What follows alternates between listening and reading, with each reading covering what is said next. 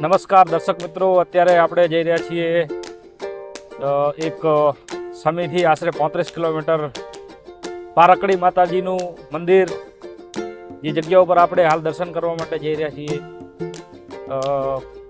લોકો એવું કહે કે એ મંદિરે જે કાંઈ તમે માનતા મનોરથ કરો એ પૂર્ણ થઈ જાય છે. તો એ મંદિર વિશે હવે આ રણછોડભાઈ કંઈક કહે છે આપણે.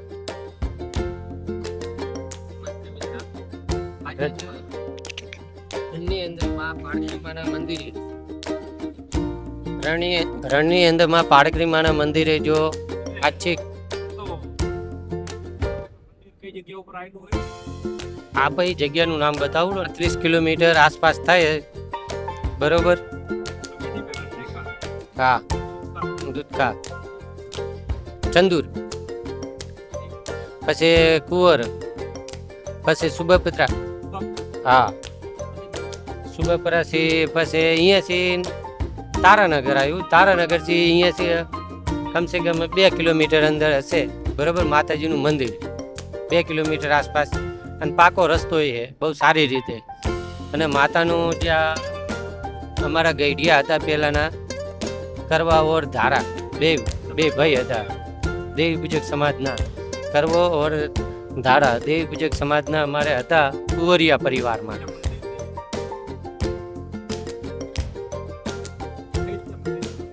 એટલે મંદિરની એટલે જે પહેલાં જે અમારે માતાનું મંદિરનું જે જાગૃતિ કરવો ઓર ધારા એટલે સુરેલા પરિવાર ઓર કુંવરિયા પરિવારના આ કરવો ને ધારા બે ભાઈ, એમાંથી જે એમના પરિવારમાંથી જે એમના માતાજી એમને થોડોક એક એમને કંઈ ઘણી એમને કંઈ શ્રદ્ધાળુ માતા કહેવાય કે એમના કુંવરિયા પરિવારમાં એમને કોઈક માનતા નાની મોટી માનતા એવું રાખી કરવા ધાડા. પછી માતાનું પરગટીમાં બહુ હાચપુરેમાં, તારાનગરમાં, પારકરીમાં, બરોબર? અને સોપારીમાં કે હા પૂરણ થઈ જાય. એ તો લોકો તો રાખે, પણ સર્વે સમાજના જે દેવી પૂજક છે ને એ પણ રાખે 18 ગુણના, બરોબર? એમ તો આવે લોકો, ઠાકોર છે, પટેલ છે, ઘણા લોકો આવીને પજે લાગે છે, બરોબર? 7 સોપારીઓ મેં કે પછી કોઈ આ પૂજા વિધિમાં 7 સોપારી છે, પછી કોઈ અબીલ ગલાલ, પછી અગરબત્તી, પછી 7 નારિયેળના તોડન હે, પછી હા 7 સોપારી ફરજિયાત.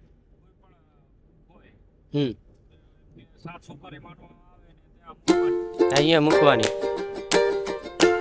હા, મનોકામના પૂરી થઈ જાય ને 7 નારિયેળના તોડન માને તોય મનોકામના પૂરી થઈ જાય. પછી એમના મનની ઈચ્છા છે જે તમારે દાનમાં નાખવું હોય ને તોય નાખી શકાય.